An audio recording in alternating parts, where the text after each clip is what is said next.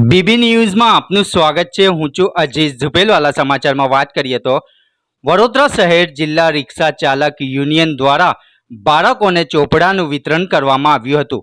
વડોદરા શહેરના હરણી રોડ ખાતે આવેલ વૃંદાવન શોપિંગ સેન્ટર D54માં વડોદરા શહેર જિલ્લા રિક્ષા ચાલક યુનિયન દ્વારા રિક્ષા ડ્રાઈવર ભાઈઓના બાળકોને 200માંથી 50 જેટલા બાળકોને નોટબુકની 150 પેજના ફૂલ સ્ક્રેપ ચોપડાનું વિતરણ કરવામાં આવ્યું હતું, જેમાં દરેક ધર્મના બાળકોને લાભ પહોંચાડવામાં આવ્યું હતું।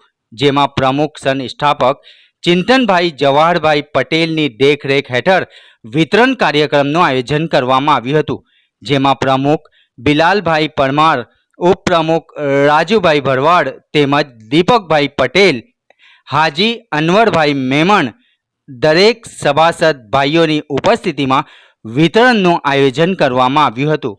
રિપોર્ટ અજીઝ ઝુપેલવાલા।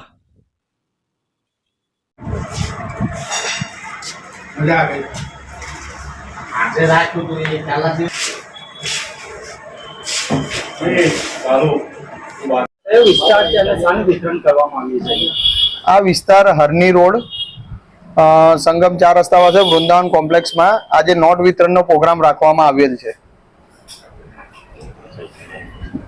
વડોદરા શહેર જિલ્લા રિક્ષા ચાલક તરફથી આજ રોજ છોકરાઓને જે નાના ફૂલકાઓથી લઈને મોટા છોકરાઓ સુધીને નોટબુક વિતરણનો પ્રોગ્રામ રાખવામાં આવે છે રિક્ષા એસોસિએશન તરફથી।